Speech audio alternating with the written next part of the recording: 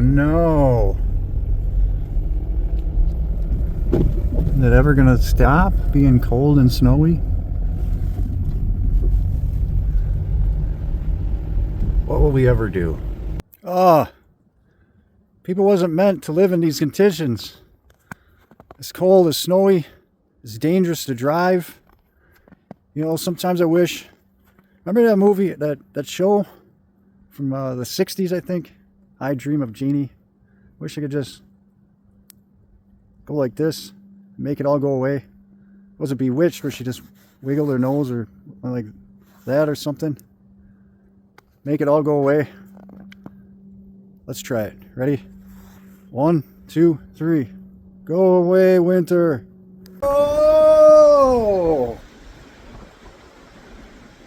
How did I get here? Well, it doesn't matter. It's super windy, but it's 70 degrees out. And I don't have to deal with snow, but I'm dealing with sand. And welcome to Exploring the Hollows. Today we're going to be talking about Psychegenesis and my first impressions of the book, which I have not completed, but I do have an impression of it, so let's get after it. There. Are we on? All right. Coming to you not live, but recorded from Fort Morgan, Alabama. This is Exploring the Hollows. And I'm going to begin to get into my first take on psychogenesis. And so here we go. Depression. A lot of us have it. Maybe me less than I used to. And I think the Neogenian system has helped me out a lot with that. And it often results in the inner self, the unconscious, signaling to the conscious self that it has a purpose that's not being fulfilled. And listening to these signals can be difficult for the conscious mind. And inner star actualization will push you out of your comfort zone and create a satisfaction that's beyond a fleeting happiness in the moment, a material happiness. This is what we strive to do, to become a complete actualized zeta. And in order to do this, we have to integrate all of our archetypes. Archetype's a word I'm looking for. Now, you'll have to excuse me, this table and all this furniture is a little bit sticky. I don't know why. I tried to clean it, but it is just getting stickier. So bear with me as my beautiful, beautiful Psychogenesis book becomes stuck to this table for some reason. But the dichotomy between the conscious and the unconscious elements of the Zeta form a fundamental aspect of the Neogenian understanding of the self. Our conscious awareness is just the tip of the iceberg, representing only a fraction of your total being or your total mind or Zeta. The vast majority of what constitutes the Zeta lies in the unconscious, holding keys to deeper secrets and the knowledge of our existence and the nature of reality. First of all, let me go into explaining what archetypes are. Archetypes are like programs of your mind. And another good way that I thought of the other day of how to explain an archetype, like is if you would watch those old shows or movies, or especially in cartoons. I think the Flintstones, I've seen it, where you have like a little angel on one side and a devil on the other side, and they're both talking in the ear, trying to get the person to do the opposite things. Each one of them would be a different archetype. The three main types of archetypes are the shadow self, the mirror self, and the power self. Those are the three main types, and those can be broken down into many, many, many more sub-archetypes. But to keep it simple for our purposes, we're just going to use the three major types: the shadow self, mirror self, and the power self. And so let's go on a little bit with these main parts of the book that I'd like to talk about, and then I'll get into how I actualize and how I felt that they're all kind of connected. So, unlocking the unconscious, the power archetypes.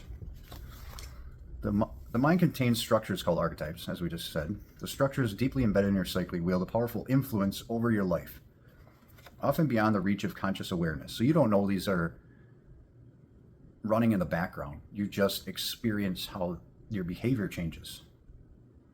The concept of the archetypes was first introduced to psychology by Swiss psychiatrist Carl Jung in the 20th century, but its origins are much older, having been introduced to philosophy by Plato in the theory of the forms, and prior to him in various ancient stories. And you can see these archetypes represented in the Bible and on petroglyphs on the walls of caves. These archetypes are embedded within the collective unconscious. So Plato laid the groundwork for the concept of archetypes with his theory of the forms. In his philosophy, he proposed the existence of non-physical forms or ideas that represented the true reality. According to Plato, these forms were perfect templates for which material objects were derived. So he was basically saying that for every material object that there was in the material realm, in the spirit realm, there was a form. There was a form that represented it in the spirit realm. Right? Yeah, you have form and content. Okay. So they were like blueprints for reality. This notion of abstract ideal forms has a parallel with the concept of the archetypes, which are fundamental psychological structures. They're like programs running in the background of your mind, as I said. So you can look at archetypes kind of like like your mind is a smartphone, and you can look at the archetypes as being apps on that phone. So depending on the situation, you're going to pick a different app to deal with the behavior or to deal with the situation. Another thing that I came across was the bigger picture as far as like the collective unconscious. You can look at our zetas, our individual zetas, as being archetypes of the total collective unconscious. So our zetas would be like archetypes of the source. And then we also have the outer selves and the inner selves. Our outer selves are under our direct control and influence. We can modify these aspects of our personality, improve upon them, or choose to downplay them based on our conscious decisions and life experience. They are the parts of us that we are actively aware of and can deliberately change and develop.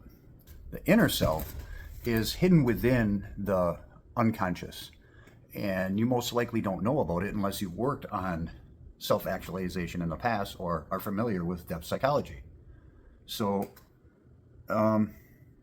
these are parts of our personality in the psyche which we usually typically are not aware of. These inner selves can include repressed emotions, forgotten experiences, and instinctual drives. They house the archetypes that subtly guide and influence our behavior and choices without our conscious awareness. Every time I'm talking this much, I get like gas or something. So I apologize. Let's push onward. This video is getting long already. The ego and persona. So within your unconscious, you have the ego and persona. Oh, these are part of the outer selves. So the ego is the center of your field of consciousness, and it's kind of like a directing function, if you will.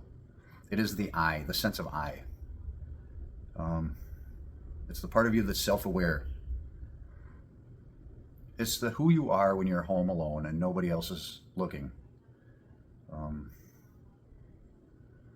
When you feel free to be yourself and you don't need to adapt or conform to norms or expectations of anyone else. The persona, on the other hand, literally means mask. A persona is who you are in society. It is who you need to be to fit in. It's not the real you. It's the fake you it's like you're acting in order to fit in with the others. And a goal that I have, and I think that people should have when doing actualization, this would be outer self, I guess, actualization, is try to make your persona as close to the ego as possible. You don't want to be faking it, even for society. When I got into this, when I found Morgue and the Neogenians, the most freeing aspect to me was becoming myself, was making my persona how I really felt inside, closer to how I felt inside, and less about the expectations of others. And yeah, it's really hard at first until people just get used to it. People are either going to completely disown you, or they're going to just get used to it. And this is the new you. But it's the real you, and that's who you want to be. And that helps a lot with depression, when you can be yourself and not fake it. When you go to some place and they say, "How are you doing today?" you can tell them honestly and not have to lie to them, because you feel so freaking depressed that you just can't tell people how it's really going on the inside. So that's just a little tip from me to you on something you should look into doing, is making your persona as close to your ego as possible, as you can do. So, and that helps a lot once you get more inner self actualized. That's a little bit easier. So let's move on to that. The inner selves, the shadow, the mirror, and the power self. So I'm just going to skip forward to the definitions so we can wrap this up. The shadow self. During the early years in life, the ego is often looking to fit in and adapt to what is acceptable by society. Your shadow self is composed of the parts of your ego self that society deemed as unacceptable. So you repress these traits into the unconscious. These are the parts of your ego that you denied and cut off from yourself because they make interacting in the world difficult, and it can contain personal flaws and insecurities, but it can also contain creativity, sexuality, and individuality. Sorry for the thundering. Apparently our sunny, beautiful day is now going to be thunderstormy. Moving on to mirror self. The mirror self is the exact opposite of what you naturally feel comfortable with. And it's the key to your unconscious, and its importance cannot be emphasized enough. The mirror self represents traits and behaviors that are opposites of your ego self. While the shadow is about which is repressed, the mirror is about the opposite. Integrating your mirror self involves greater union from the left and right hemispheric functions of the brain, the unification of your masculine and feminine qualities, and a bridge between the worlds of conscious and unconscious. The key to actualization and the doorway to the unconscious. And I agree that this one, I'm going to get into it more after I cover the power self. Your power self is the strongest of the archetypes, but also the most dangerous. It's a blazing core of the inner star. It contains the unconscious desire of what we want to become. Integrating the power self is a challenging task due to its intensity and potential impact. This archetype allows us to not only transform our own lives, but can also exert a powerful influence on others and a world around us. It's the driving force that enables both personal and collective change. Now, when I started to actualize, of course, I started with the power self, or the shadow self, because that is what you're told to do. That is the biggest part, and it probably the easiest to work on.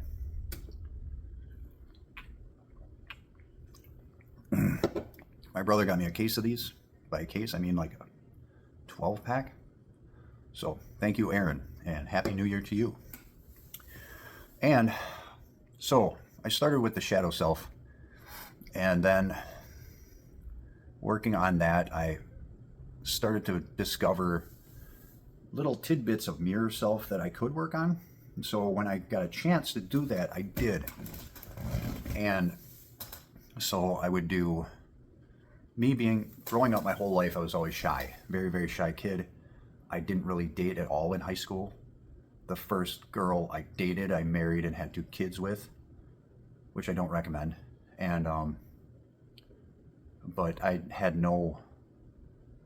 was just very, felt like I had no voice for myself. So, and I definitely like idolized people who were very extroverted. I always wanted to be an extrovert, but I couldn't I couldn't speak up for myself. I couldn't talk to people who are extroverted. I was very, I had no confidence whatsoever. So through my wife taking her grandma out, her grandparents like to watch karaoke, and I wanted nothing to do with it. But I was all about drinking. Drinking hit for me. So you're gonna take me to a bar and I can sit there and drink, and all I have to do is listen to a bunch of terrible singers. I'm in. So after a while, she kind of talked me into trying it. And I tried it a few years earlier at a work Christmas party, and I was just terrible at it. So I was like, no, no, no. Must have took her over a year before I actually tried it again. And I don't remember what I did, maybe a Doors song or whatever. And people actually seemed like they liked it. And then I'm like, well, maybe I can take songs that I really know, that I know the words, I know how they go in my mind, and I can try to really put some effort into it. And I did. And I got a good reaction from the people, and that totally turned things around. And then I wanted to do it all the time. And then I started looking up other songs I could do and got good at them. And I was hooked, and it changed everything when I took something extroverted and I integrated into this person, this Zeta that was always, this ego that was always introverted. It totally changed everything. And then that, I think, made it a little bit easier to integrate my shadow, because I felt like I had more power and confidence because I integrated the mirror self. I had less shadow content coming in. I felt like I had to repress less because now I had the confidence to speak and say how I felt rather than repressing it. I changed, I get a little emotional thing about it. I changed my opinion of myself, and it gave myself a voice. So the power self thing, I just feel like I've gotten power from integrating anything. And I have been a victim of power self and shadow self possession in the past, where you just lose it and there's an archetype that takes over. And something happens to me when I go to the gym and work out where everything is blocked out. I feel like a totally different person, and that to me might be some kind of a power self possession, but it works for me. I don't interact with anybody because I think that I have a demeanor where people don't want to talk to me or get in my way usually. But yeah, that it shouldn't be something that I use, but I feel like I use that. But that's something I should probably work through. But this is a long process, and I'm going to go over the definition of the higher self here, and then I got to probably cut this video down. This is going to be long. So the higher self, the inner star, is the culmination of the entire mind, all the archetypes put together, at the totality of yourself and who you truly are. Each of the selves within your psyche, the shadow self, mirror self, and the power self, as well as the ego and persona, are like fractured pieces of the inner star. They are portions of its light and fire, like shards of energy cast from a nova. Individually, these selves offer glimpses into your complex nature, but do not represent the full scope of your true identity. The inner star, who is who you truly are in totality. It's your Zeta. It's the deepest, most complete version of yourself, including all aspects of your being, both conscious and unconscious. Now, I am further than this in this book, but this is all I got for notes. So, and it's pretty significant. I think Morgue was right. This is a very important book in the system, because you really need to actualize yourself a little bit to understand the whole system. And But whatever. Read all the books. I don't know if you should read this book second, like Morgue suggested, but you should definitely read all of them. And I brought these along because I never showed them before, but here we go. Here is my homework. I made all these cards.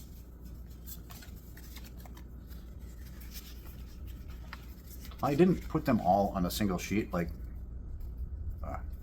trust me, I have all the cards here. And in the back, I wrote down what they all stand for. So I'm gonna go through these more. Probably not gonna do a video, but I'm gonna study them myself. So they're ingrained in my unconscious. And I hope you do the same. Because the more I learn about alchemy, the more important I feel it is. So I don't know enough about alchemy to do a video on that yet. So maybe in the future. So now I'm going to focus on finishing this book while I'm here and there's less distractions. And I would really like to take you guys around southern Alabama and do some videos more about travel and what we got down here. But if it's going to be this windy, I don't know. So if I could get my subscribers up to 200 by the next video, maybe I can spring for a decent microphone. But the cheapest one I can find that's decent is going to be $80. So I really need them subscribers. So make sure you hit like, subscribe, and get the notifications. Keep yourself safe. Ad astra, my friends.